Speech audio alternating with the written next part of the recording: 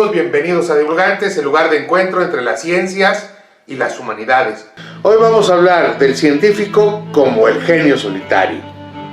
La imagen del genio solitario, trabajando arduamente, alejado de la sociedad, que no comprenden su trabajo, es una construcción histórica. Por ejemplo, Newton, refugiado en casa de su madre en Lincolnshire por la peste. En su jardín, en completa soledad, le cae una manzana y descubre la gravitación universal. El año 1665 a 1666 es conocido en este tipo de historias como el año milagroso. Descubre la gravedad, la composición de la luz y el cálculo. No cuentan antecedentes, no hay sociedad, no hay comunidad científica. Ese Newton del genio solitario en realidad nunca existió. Catherine M. Odesco, profesora de Historia de la Ciencia de Georgetown, ha sido editora de Osiris, la más antigua e importante revista de historia de la ciencia. Nos habla precisamente del mito del genio solitario. Y así, este mito se ha creado y recreado en la bibliografía y libros de texto, la imagen del científico, construyendo así una imagen deformada de la ciencia. Se van creando héroes o santos. Por eso no es extraño que los científicos se conviertan en genios separados de la sociedad. Pero entonces la ciencia se separa de la sociedad y se vuelve distante, precisamente hecha por genios solitarios que solo podemos admirar. Los artículos de divulgación y los libros de texto confirman que la empresa científica es una empresa de genios solitarios. El problema es que historias complejas fueron progresivamente simplificadas hasta llegar a convertirse en leyendas, como la manzana de Newton o los pinzones de Darwin, y entonces no entendemos nada de la ciencia. Construimos una ficción de la propia labor científica. La ciencia entonces, además de alejarse del hombre común, se oculta bajo el velo de falsas historias.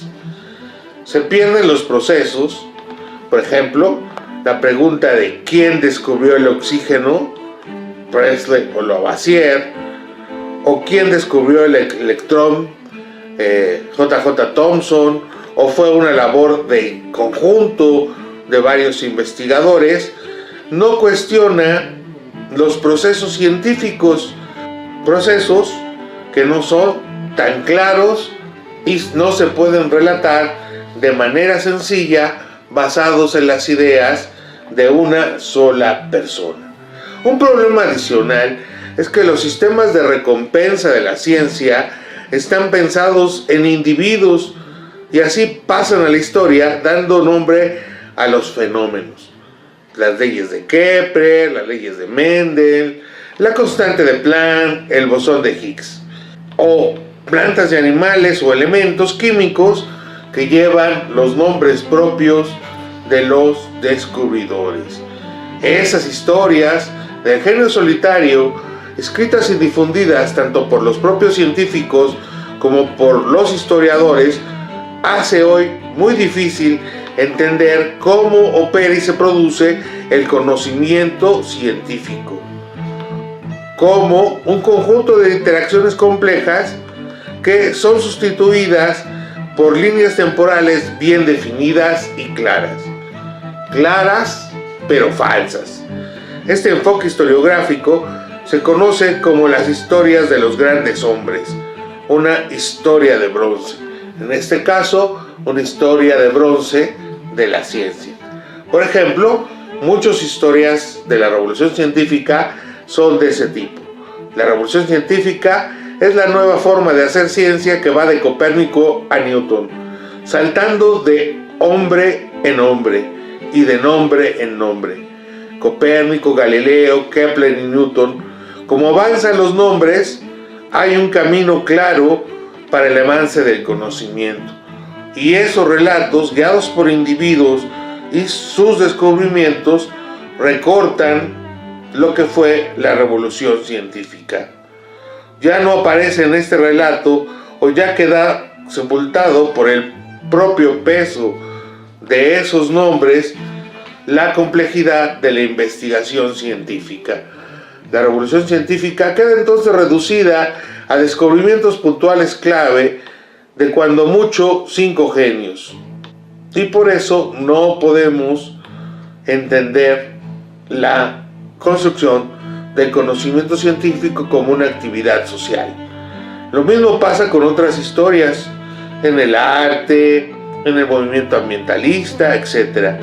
Para entender la revolución científica hay que construir relatos de comunidades y de continuidades y rupturas, de navegantes y comerciantes, de artesanos y clérigos, de universidades, del imperio turco, del islam, de la reforma protestante, del papado, del nuevo mundo y más actores y procesos que nos permitan entender de verdad el desarrollo del conocimiento.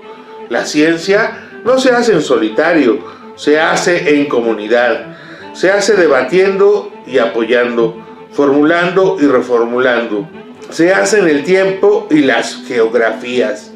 No hay genios solitarios. La ciencia es fundamentalmente una empresa colectiva.